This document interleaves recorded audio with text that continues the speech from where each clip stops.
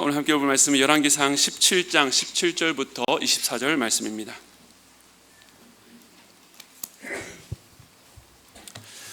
우리 한 절씩 교독할 때 제가 먼저 읽겠습니다. 일 후에 그 집 주인 되는 여인의 아들이 병들어 증세가 심히 위중하다가 숨이 끊어진지라. 여인이 엘리야에게 이르되 하나님의 사람이여, 당신이 나와 더불어 무슨 상관이 있기로 내 죄를 생각나게 하고 또 내 아들을 죽게 하려고 내게 오셨나이까. 엘리야가 그에게 그의 아들을 달라 하여 그를 그 여인의 품에서 받아 안고 자기가 거처하는 다락에 올라가서 자기 침상에 누이고 여호와께 부르짖어 이르되 내 하나님 여호와여, 주께서 또 내가 우거하는 집 과부에게 재앙을 내리사 그 아들이 죽게 하셨나이까 하고 그 아이 위에 몸을 3번 펴서 엎드리고 여호와께 부르짖어 이르되 내 하나님 여호와여, 원하건대 이 아이의 혼으로 그의 몸에 돌아오게 하옵소서 하니 여호와께서 엘리야의 소리를 들으심으로 그 아이의 혼이 몸으로 돌아오고 살아난지라. 엘리야가 그 아이를 안고 다락에서 방으로 내려가서 그의 어머니에게 주며 이르되 보라, 내 아들이 살아났느니라. 여인이 엘리야에게 이르되 내가 이제야 당신은 하나님의 사람이시요 당신의 입에 있는 여호와의 말씀이 진실한 줄 아노라 하니라. 아멘. 네, 오늘은 사도행전 강의를 잠시 멈추고 살아난지라는 제목으로 하나님의 말씀을 나누겠습니다. 오늘은 부활주일이자 교회 창립 기념주일입니다. 매 부활절마다 교회를 시작해 하신 주님의 부활을 기억하고 감사하는 저희 교회 창립 기념주일은 참 특별한 날입니다. 우리 자유 한번 인사하실까요? 특별한 날 잘 오셨습니다.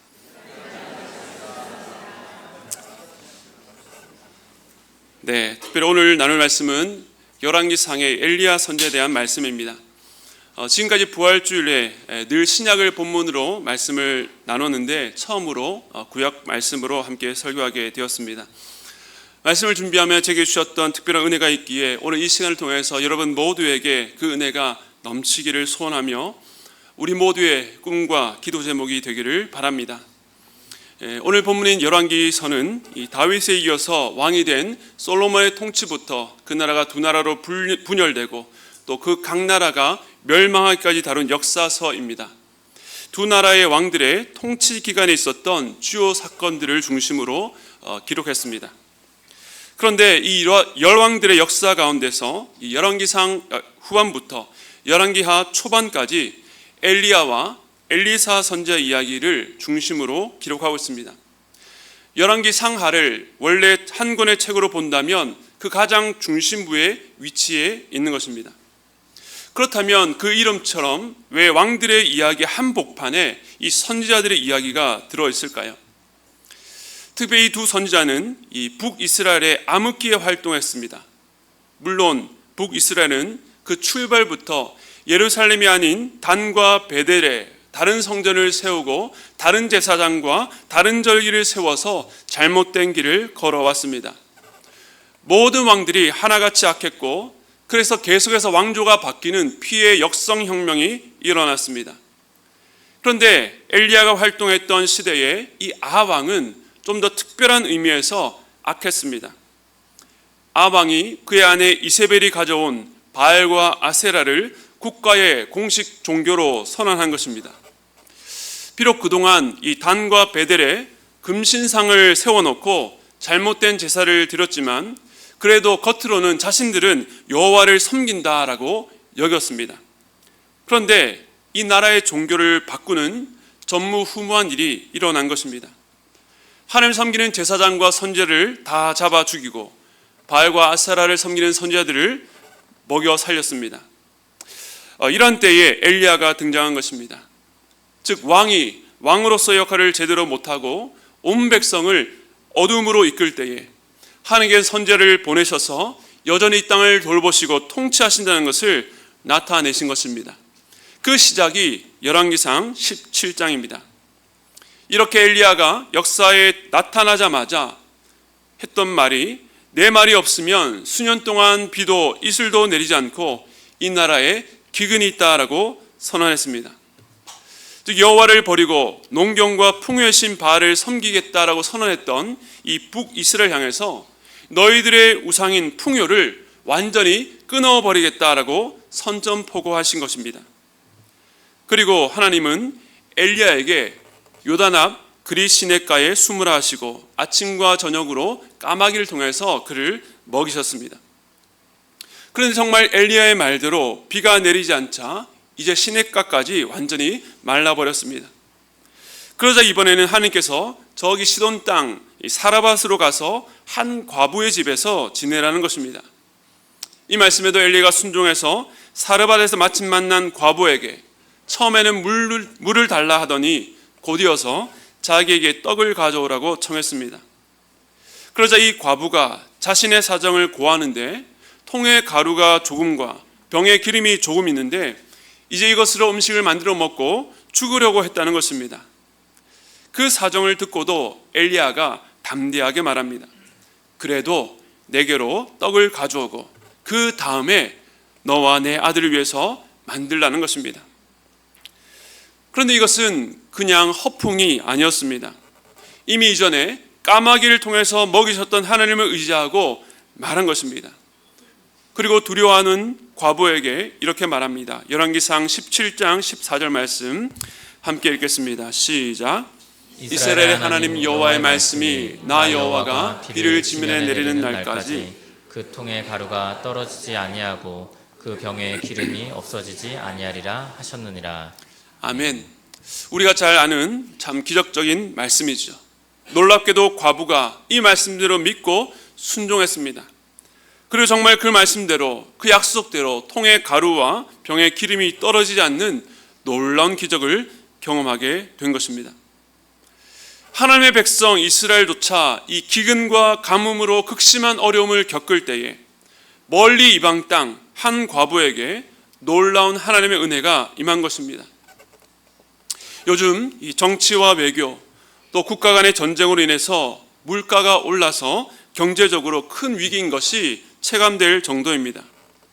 그리스도인들도 이 세상 속에 살기 때문에 그 세상의 영향을 받을 수밖에 없습니다. 그러나 이때에 우리가 기억해야 될 것은 우리의 생존이 이 세상의 흐름에만 달려있지 않다는 것입니다. 하늘에서는 비가 내리지 않고 집에 가진 것이 없을지라도 하나님께서는 이 사르밧 과부처럼 주님의 말씀에 순종하여 주를 신뢰하는 자들을 지금도 돌보고 지키십니다. 시대가 어렵다고 말할수록 내 힘으로 돌파할 길이 보이지 않을 때일수록 생존의 길을 여러분 안에서가 아니라 하나님의 말씀에서 찾는 여러분 되시기를 축복합니다.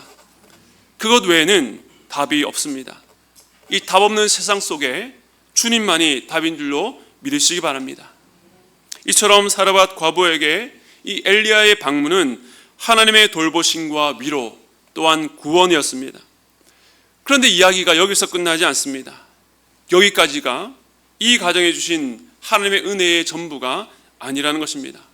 오늘 본문은 이 놀라운 기적 이후의 일을 다루고 있습니다. 먼저 17절입니다.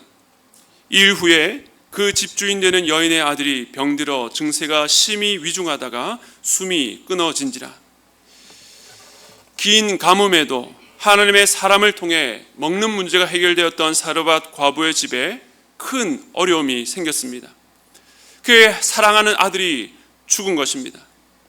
그런데 그의 죽음에 대해서 병들어 증세가 심히 위중하다가 숨이 끊어졌다라고 본문이 설명합니다. 그러니까 사과와 같이 갑작스러운 죽음이 아니라 발병하고 증세가 점점 나빠지다가 위중하게 되어서 숨이 끊어지게 된 일정 시간이 소요된 죽음이었다는 것입니다. 그런데 이상한 것은 이 과정 중에 엘리야가 보이지 않는다는 것입니다. 그가 잠시 다른 곳에 있었던 것인지 아들이 병에 들었다면 과부가 충분히 엘리야에게 도움을 요청할 만도 한데 이러한 언급이 없는 것이 의아합니다. 아들이 죽고 난 뒤에야 과부가 엘리야에게 이렇게 말합니다. 우리 18절 말씀 함께 읽겠습니다. 시작. 여인이 엘리야에게 이르되 하나님의 사람이여 당신이 나와 더불어 무슨 상관이 있기로 내 죄를 생각나게 하고 또 내 아들을 죽게 하려고 내게 오셨나이까. 자식을 잃은 과부의 슬픔과 안타까움과 함께 항의와 또 원망의 감정까지 복합적으로 느껴지는 말입니다. 과부는 엘리야가 하나님의 사람인 것을 알았습니다. 이전까지 하나님의 사람의 방문은 그녀에게 은혜요 복이었습니다. 그런데 이제는 당신이 내게 와서 내 죄를 생각나게 하고 또 내 아들을 죽겠냐라고 말합니다. 이처럼 그녀가 아들의 죽음으로 인해서 가장 먼저 직면하게 된 것은 바로 자기의 죄였습니다. 물론 예수 믿지 않는 대부분의 사람들도 마음 깊은 곳에는 권선징악, 상선벌악이라고 해서 하나님을 믿지 않아도 죄에 대한 두려움의 일정 부분이 남아 있습니다. 그래서 우리가 살다가 큰 고난을 만나게 되면 본능적으로 자기의 죄 때문에 이렇게 벌을 받는가라고 하는 두려움에 휩싸이게 됩니다. 그런데 이 과부의 탄식은 일반적으로 어려움을 당했을 때에 그 막연한 대상을 향해서 원망하고 탄식하는 것보다는 좀 더 깊은 차원의 고백으로 보입니다. 왜냐하면 그녀는 엘리야를 통해서 하나님이 어떤 분인지를 체험했습니다. 그녀는 엘리야를 통해서 자신이 바알 숭배로 가득한 땅에서 태어나 자라면서 익숙했던 그 문화와는 다른 그 무언가를 보았고, 이를 통해서 하나님에 대해서도 좀 더 깊게 생각하게 되었을 것입니다. 비록 죄에 대한 바른 인식은 아니었지만 그녀의 영적 안목이 조금씩 열리고 있다는 것이 느껴집니다. 하지만 아직은 부족했습니다. 저는 이 본문을 읽으면서 요한복음의 두 사건이 떠올랐습니다. 먼저는 요한복음 11장에 죽은 나사로를 살리신 사건입니다. 예수님께서는 나사로가 병들었다는 소식을 듣고도 오히려 이틀을 그곳에 더 유하셨습니다. 아까 설명한 것처럼 분명히 아들이 병들어서 죽기까지 시간이 있었을 텐데 그때는 엘리야가 보이지 않고 이미 죽고 난 뒤에야, 사건이 끝난 뒤에야 과부가 엘리야를 찾아갔습니다. 마치 아들이 죽고 난 뒤에야 비로소 드러나야 될 것이 있었던 것으로 보입니다. 그리고 그 일이 사르밧 과부에게는 꼭 필요했습니다. 그래서 자연히 요한복음 9장이 떠올랐습니다. 예수님께서 길 가시다가 날때부터 맹인된 자를 보았을 때에 곁에 있는 제자들이 물었습니다.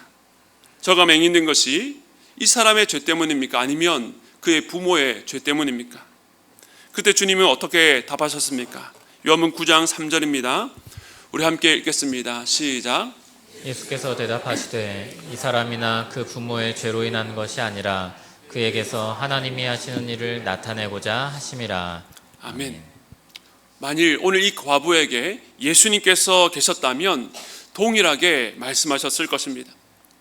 내가 죄인인 것은 맞지만 내 아들이 죽은 것은 너의 죄에 대한 형벌, 심판이 아니라 그에게서 하나님이 하신 일을 나타내고자 함이라. 과부는 이미 하나님의 은혜를 체험했습니다. 그것으로 충분하다 생각했을 수도 있습니다. 그러나 하나님이 보시기에는 그것만으로는 부족했습니다. 이 여인과 그 아들에게 그리고 엘리야에게도 하나님께서는 나타내실 일이 있었던 것입니다. 우리도 마찬가지입니다. 지금까지도 충분히 하나님의 은혜로 살아왔다라고 생각했는데 왜 또 내 삶에 이런 고난을 주시는지, 도대체 언제까지 연단하시는지 이해하지 못할 때가 있습니다. 그런데 우리가 오해하는 것이 있습니다. 물론 고난에는 책망과 연단의 의미가 있지만 그보다 훨씬 더 중요한 의미가 있다는 것입니다. 하나님은 우리를 고쳐 쓰시려고 고난을 주신 분이 아닙니다. 이 악뮤라고 친남매가 구성된 이 음악성과 대중성을 고루 갖춘 이 듀엣 가수팀이 있습니다. 선교사님의 자녀이기도 한데 그 가사 속에 기독교적 의미를 대중들에게 전달하는 방식이 참으로 귀해서 저도 참 좋아하는 가수입니다. 근데 최근에 이제 복귀를 앞두고 한 프로그램에 나와서 인터뷰를 하는 것을 보았습니다. 그런데 이 두 멤버 중에 동생인 여동생이 최근 얼마 동안 삶의 의미를 잃고 폭식과 오락으로 스스로 방 안에 오랫동안 갇혀 있었는데 아마 일종의 우울증을 겪었던 것 같습니다. 근데 그 오빠가 이 여동생을 위해서 같이 살면서 운동과 함께 여러 활동들을 하면서 이 여동생이 잘 회복되게 된 것입니다. 그래서 이번에 음반을 새롭게 출시하게 되었습니다. 제작진이 그 오빠에게 어떤 마음으로 동생을 도왔는지 물었던 것 같습니다. 그런데 그 질문에 오빠가 한 대답이 수연이를 피어나게 해주고 싶었다 였습니다. 수연이를 피어나게 해주고 싶었다. 그러니까 동생에 무언가 문제가 생겼으니 그것을 고쳐주겠다가 아니라 자신이 꽃인 줄도 모르고 잡초처럼 살던 아이를 꽃처럼 활짝 피게 해주고 싶다는 그 말이 참 감동적으로 다가왔습니다. 하나님께서 우리 인생에 원치 않는 고난을 주시는 것은 그 고난으로 우리의 못된 버릇을 본성을 고치려는 것이 주된 목적이 아닙니다. 하나님은 무서운 교관이 아니라 좋으신 우리의 아버지가 되십니다. 하나님은 우리가 얼마나 복된 존재인지, 하나님의 자녀됨의 풍성함이 어떠한지를 알고 누리기를 원하십니다. 하나님의 형상을 닮은 우리의 존재가 피어나기를 원하시는 것입니다. 하나님께서는 이 과부가 자신을 통에 가루가 떨어지지 않고 병에 기름이 없어지지 않게 하시는 능력의 하나님만으로 아는 데 머물기를 원치 않으셨습니다. 먹고 사는 문제를 넘어서 인간의 죽음 앞에서 하나님이 어떤 존재인지를 깨닫기를 원하셨던 것입니다. 그런데 여기서 참 놀라운 일이 일어납니다. 먼저는 엘리야입니다. 만약 제가 이런 경우를 겪었다면 이 소식을 듣게 되었을 때는 황망하면서 함께 그 여인과 울면서 여인을 위로하려고 노력했을 것입니다. 그리고는 따로 방에 들어가서 하나님께 기도했을 것입니다. 어떻게 이런 일이 있을 수 있냐고, 하나님 도대체 왜 이러시냐고 따져 물었을 것입니다. 그런데 이 엘리야는 아들이 죽었다는 소식을 듣고 과부에게 아들을 달라고 합니다. 그리고 자신이 거처하는 다락에 올라가서 자기의 침상에 그를 눕혔습니다. 그리고 했던 것이 열왕기상 17장 20절입니다. 우리 함께 읽겠습니다. 시작. 여호와께 부르짖어 이르되 내 하나님 여호와여, 주께서 또 내가 우거하는 집 과부에게 재앙을 내리사 그 아들이 죽게 하셨나이까 하고. 엘리야는 여호와께 부르짖어 정말 간절히 기도했습니다. 내 하나님 여호와여, 주께서 또 내가 우거하는 집 과부에게 재앙을 내리사 그 아들이 죽게 하셨나이다. 그러나 이 죽음이 하나님께로부터 왔음을 고백합니다. 하지만 이것은 하나님께서 여인의 죄에 대한 형벌로 아들을 죽이셨다는 뜻이 아니라 하나님의 전적인 주권을 인정하는 기도였습니다. 그런데 여기서 보면 또라는 말이 있습니다. 이미 온 땅에 재앙이 있었습니다. 기근과 가뭄의 재앙입니다. 하지만 다행히 하나님의 은혜로 이 과부의 집은 그 재앙에서 잠시 벗어난 것 같았습니다. 그런데 느닷없이 하나님께서 자기가 우거하는 집 과부에게 재앙을 내리셨다는 것입니다. 엘리야는 지금 개인 자격으로 이 가정에 있는 것이 아닙니다. 온 세상이 재앙 가운데 있어도 하나님께서 임재하시는 곳, 그 가정을 돌보시고 먹이신다는 것을 하나님의 사람 엘리야를 통해서 가시적으로 세상 가운데 나타낸 것입니다. 그런데 만약 이 가정에 죽음이 왔다면 그것을 이 여인에게 이 세상 가운데 어떻게 설명하겠냐는 것입니다. 시돈 백성들이 말하기를 이스라엘의 여호와라는 신은 가루와 기름을 줄 수는 있지만 죽음을 막을 수는 없구나라고 하지 않겠냐는 것입니다. 엘리야는 마치 모세의 기도처럼 하나님의 이름의 영광을 위해서 간구하고 있습니다. 그렇기 때문에 성경에서 가장 대담하고 용감한 기도가 나옵니다. 21절 말씀 우리 함께 읽겠습니다. 시작. 그 아이 위에 몸을 세 번 펴서 엎드리고 여호와께 부르짖어 이르되 내 하나님 여호와여, 원하건대 이 아이의 혼으로 그의 몸에 돌아오게 하옵소서 하니. 아멘. 성경에 죽은 자가 살아난 사건이 몇 차례 나오는데 오늘 본문이 첫 번째 사례입니다. 그 말은 이 당시만 해도 역사적으로 죽은 자가 살아난 적이 한 번도 없었다는 것입니다.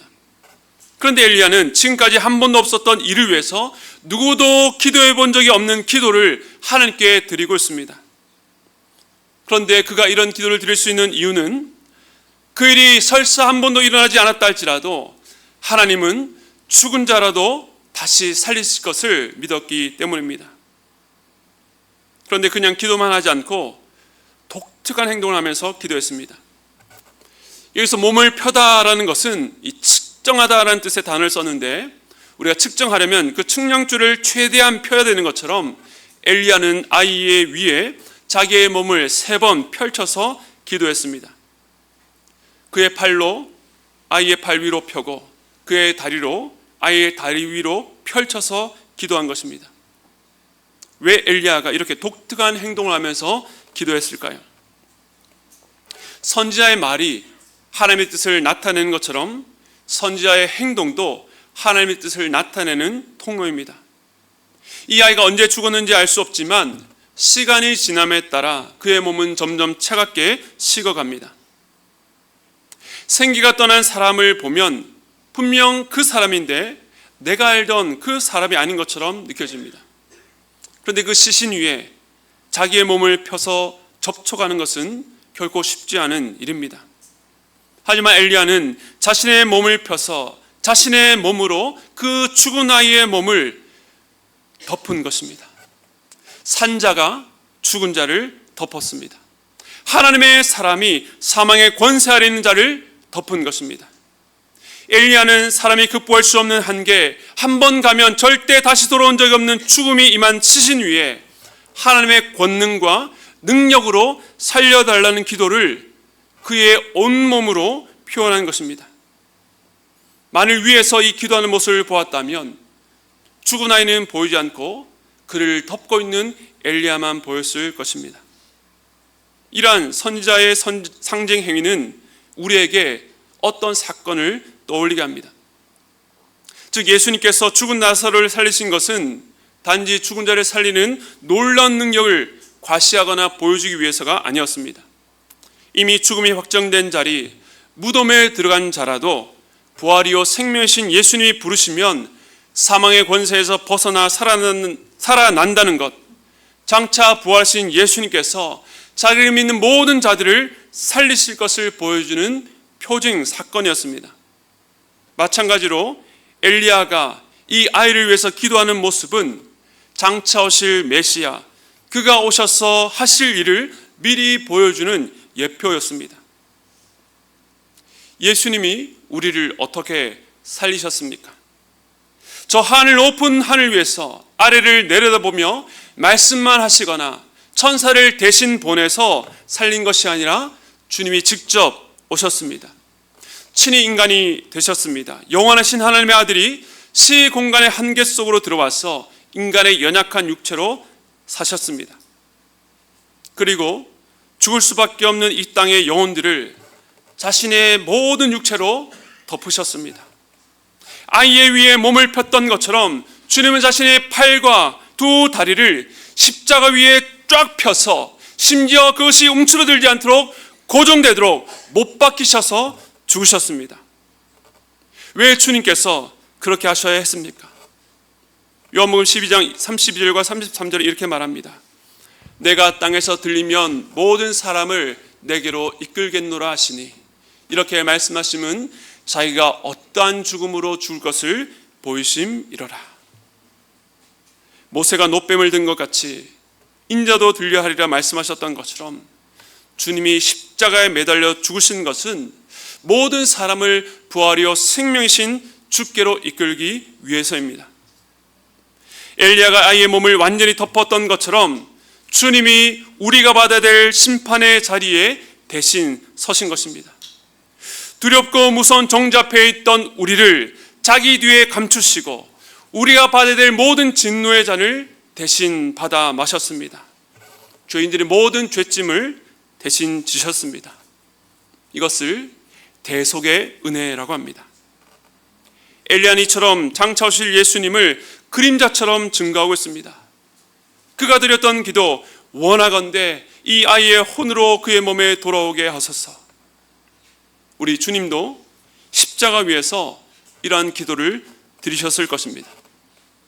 그리고 놀라운 일이 일어났습니다. 열왕기상 17장 22절 말씀, 여호와께서 엘리야의 소리를 들으심으로 그 아이의 혼이 몸으로 돌아오고 살아난지라. 여호와께서 그 엘리야의 기도를 들으셨습니다. 아이의 떠났던 혼이 몸으로 돌아오고 살아난지라. 죽은 아이가 살아났습니다. 이처럼 과부의 아들이 살아날 수 있는 것은 훗날 하나님의 아들이 우리의 죄를 위해서 죽으셨지만 하나님께서 그를 살리셨기 때문입니다. 엘리야는 이 아이를 안고 내려가서 과부에게 주면서 말했습니다. 내 아들이 살아났느니라. 그 다락방 안에서 기다렸던 과부가 살아난 아들을 품에 안고 이렇게 대답합니다. 17장 24절 오늘 본문 마지막 우리 함께 읽겠습니다. 시작. 여인이 엘리야에게 이르되 내가 이제야 당신은 하나님의 사람이시오 당신의 입에 있는 여호와의 여호와의 말씀이 말씀이 진실한 줄 아노라 하니라. 아멘. 아멘. 내가 이제야 당신은 하나님의 사람이요 당신의 입에 있는 여호와의 말씀이 진실한 줄 아노라. 분명 과부는 이전에도 하나님의 사람 엘리야가 전한 말씀을 듣고 자기 있는 모든 마지막 가루와 기름을 드렸을 정도로 순종했습니다. 그 말씀의 능력을 이미 경험했습니다. 하나님이 어떤 분인지를 알았습니다. 그런데 죽은 아들이 살아나는 것을 본 뒤에 이 고백의 농도가 바뀌었습니다. 죽은 아들을 살린 엘리야를 통해서 하나님이 어떤 분인지를 알게 되었다는 믿음의 고백입니다. 어쩌면 과부는 하나님을 여러 신들 가운데 하나로 알았을지 모릅니다. 그의 마음의 경건한 종교심 때문에 원래 바알과 아세를 섬겼지만 이스라엘에서 온 여호와 하나님도 섬기려고 했는지 모릅니다. 그러나 죽은 아들이 살아나는 것을 보고 하나님은 여러 신들 중에 하나가 아니라 죽은 자를 살리는 권세를 가진 유일한 여호와 하나님이심을 그 하나님의 말씀이 진리인 것을 고백한 것입니다. 그날 살아나는 것은 아들만이 아니라 이 과부도 함께 살아났습니다. 그리고 이 일은 장차 있을 예수님의 부활을 통한 능력을 보여줍니다. 지난주 고난주를 마치고 오늘은 부활주일입니다. 예수님은 십자가에 죽으시고 3일 만에 부활하셨습니다. 하지만 아직도 오늘날 많은 사람들이 예수님이 부활하셨다는 사실을 듣지 못했고 또 들어도 그 사실을 믿지 않습니다. 어떻게 죽은 자가 살아날 수 있는가 이해할 수 없다라고 말합니다. 그런데 더 안타까운 것은 2000년 전 예수님이 부활하셨다는 것을 믿는다고 말하는데 그것을 안다고 말하는데 그래서 어쨌다는 건가? 그것이 나와는 무슨 상관인가라고 생각하는 교인들이 있다는 것입니다. 예수 부활의 능력이 무엇인지 알지 못하고 경험하지도 못했다라고 말합니다. 현재 내 삶의 여전한 고통과 고난의 문제가 해결되지 않고 그대로인데 주님이 부활하신 것이 내게 무슨 소용이 있는가? 부활보다 당장 필요한 것은 돈이고 부활보다 문제 해결이 먼저라고 말합니다. 그런 자들에게 오늘 말씀은 이 부활의 능력이 무엇인지를 보여줍니다. 이스라엘에서 멀리 떨어진 시돈의 이방인이자 이교도였던 과부, 아들이 죽은 절망 가운데 있었던 경제적으로, 사회적으로, 종교적으로 철저히 소외된 자에게 생명의 능력이 임했습니다. 이 부활의 능력은 이 세상에 강하고 능력 있고 힘 있는 자가 아니라 가장 약한 자, 자격 없는 자에게 임하여 그를 살려냅니다. 하나님의 사람 엘리야는 이전에 누구도 드려보지 못했던 기도를 했을 때에 하나님께서 그의 기도를 들으시고 이 아이의 떠났던 혼을 돌려보내어 그 아이를 살리는 데 사용하셨습니다. 그리고 이것이 하나님의 능력을 경험한 자들이 해야 할 일입니다. 또한 이렇게 살아난 아이, 그리고 그의 어머니였던 과부는 이전과 같은 삶을 살 수가 없습니다. 비록 여전히 시돈 땅에 살았겠지만 바로 그 자리에서 하나님만을 섬기는 하나님의 백성으로 살게 되는 것입니다. 오늘 말씀에 죽은 아이가 살아나는 것은 정말로 놀라운 일입니다. 우리 눈앞에서 이런 일을 실제로 보았다면 깜짝 놀랐을 것입니다. 그러나 이것은 놀라운 부활 능력의 작은 조각, 그림자에 불과합니다. 참되게 드러날 부활은 진짜 생명입니다. 죽은 자를 살릴 뿐만 아니라 영원히 죽지 않는 생명입니다. 오늘은 부활절이자 저희 교회 창립 기념주일이라고 했습니다. 부활이 무슨 소용인가 라고 생각하는 분들은 오늘날 교회가 무슨 소용인가 라고 질문할 것입니다. 그러나 저는 오늘 이 말씀을 통해서 꿈꾸게 됩니다. 주님의 부활의 능력이 이 교회를 통해서 나타나는 것을 꿈꿉니다.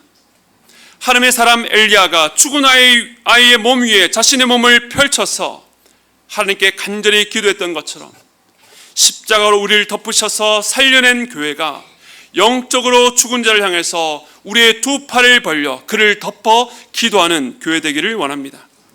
예수 부활의 능력으로 사람을 살려내는 교회 되기를 바랍니다. 어른들의 기도를 통해서 생존과 경쟁을 위해서 살아가는 우리의 자녀 세대들이 더 높은 차원의 목적, 하나님 나라와 의를 구하는 믿음의 세대로 살아가는 역사가 나타나기를 소원합니다.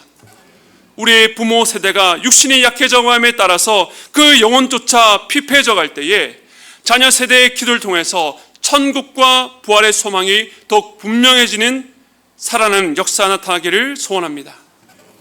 거룩한 형제들이 가정을 위해서 영적 제사장이 되어 손을 들어 기도할 때에 가정이 살아나는 역사가 나타나기를 소원합니다.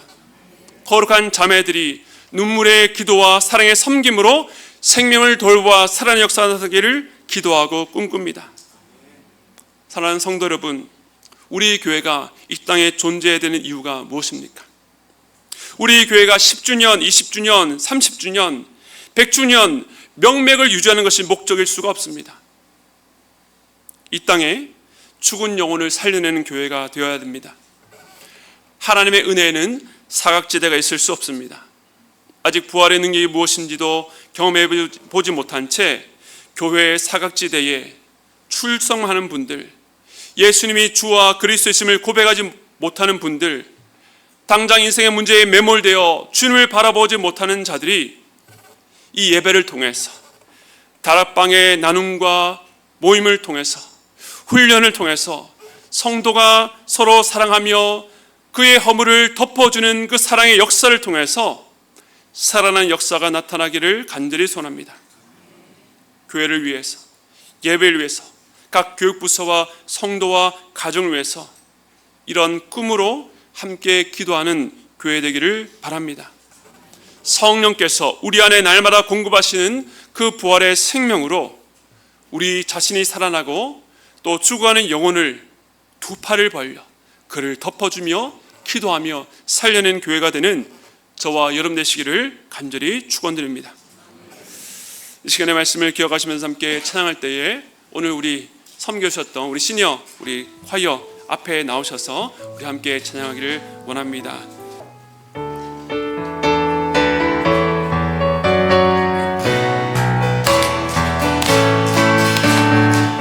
주 하나님 공생자 예수 날 위하여 오시었네. 내 모든 죄 다 사하시고 죽음에서 부활하신 나의 구세주 살아계신 주 나의 참된 소망 걱정 근심 전혀 없네. 사랑의 주는 밝긴 인도하니 내 모든 삶의 기쁨 늘 충만하네. 주 안에서 거듭난 생명 도우시는 주의 사랑 주의 사랑 참 기쁨과 확신 가지고 확신 가지고 예수님의 도우심을 믿으며 살리 살아계신 주 나의 참된 소망 걱정 근심 전혀 없네.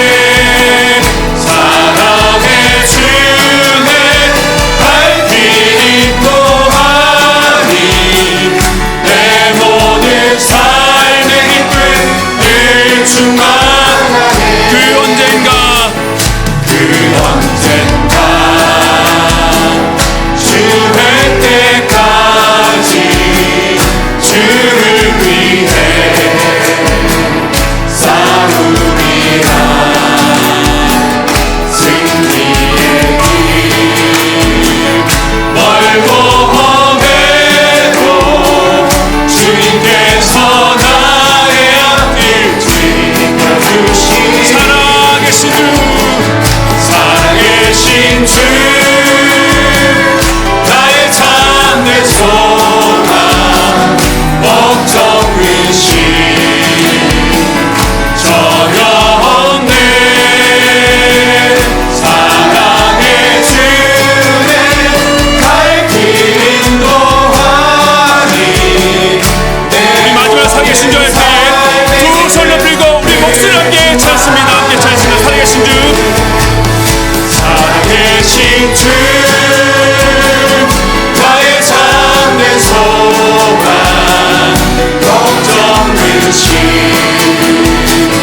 전혀 없네. 사랑의 주내 갈 길 인도하니 내 모든 삶의 기쁨 늘 충만하네.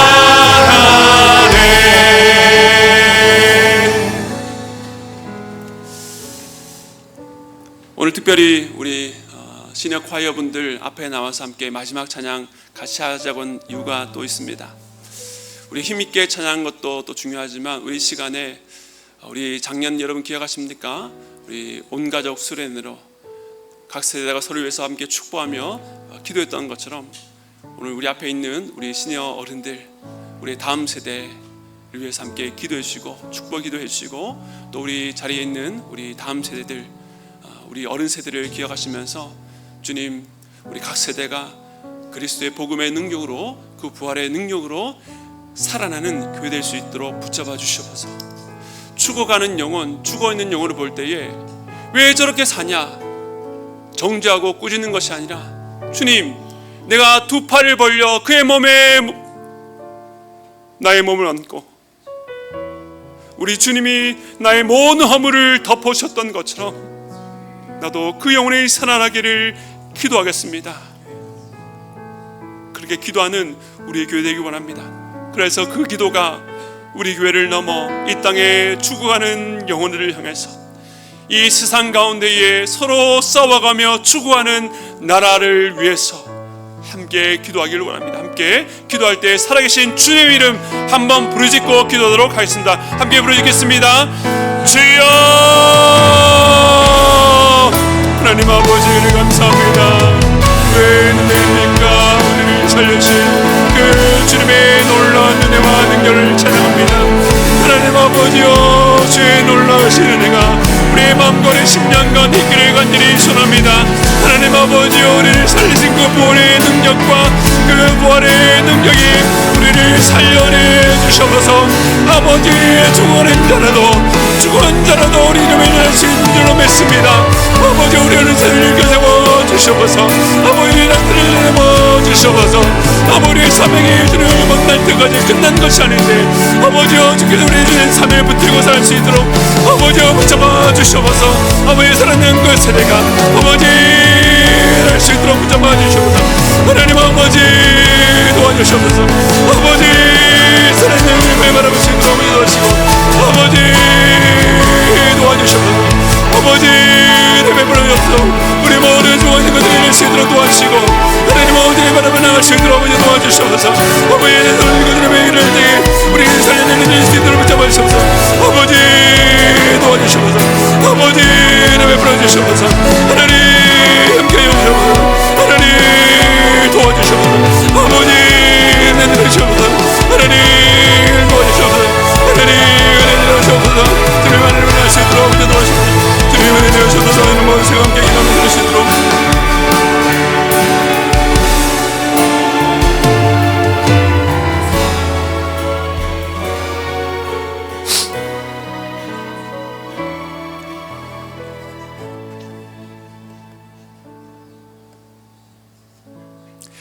하나님, 허물과 죄로 영 죽었던 우리 위에 예수님을 보내주시고 그 예수님께서 우리의 모든 죄가 드러나지 않도록 우리를 덮어 그 모든 죄를 다 사하여 주시니 감사를 드립니다. 주님의 사랑은 우리 모든 허물을 덮고도 넘쳐서 또한 우리로 하여금 이 땅을 살아갈 힘과 능력 주신 줄로 믿습니다. 주님, 우리 안에 그 부활의 능력이, 부활의 생명이 날로 새로워지기를 간절히 소원합니다. 우리의 노화를 막을 수 없는, 우리 인생에 닥친 여러 고난과 고통, 결핍을 상쇄하고도 남을 그 부활의 능력이 우리 안에 날마다 새롭게 체험될 수 있도록 붙잡아 주시옵소서. 그 부활의 생명이 있는 자의 사명은 뒤로 미룰 수 있는 것도 이제는 끝난 것도 아닙니다. 우리 모두가 부활하신 주님을 만날 그때까지 우리 주님이 그러셨던 것처럼, 엘리야가 그랬던 것처럼 우리의 두 팔과 다리를 펴서 죽어가는 영혼을 덮어 원하건대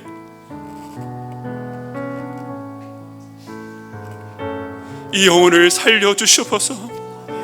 주의 생명의 이 영과 내 불어 넣어줘서 이 영혼의 살아나는 놀라운 역사를 허락하여 달라고 기도하는 우리 될 수 있도록 붙잡아 주시옵소서. 주님, 우리 교회를 4년 전 이 땅에 세우신 분명한 주님의 이유가 있는 줄 믿습니다. 이미 지난 4년 동안 이 교회를 통해서 생명을 살려내신 그 놀라운 역사를 찬양하고 높여드립니다.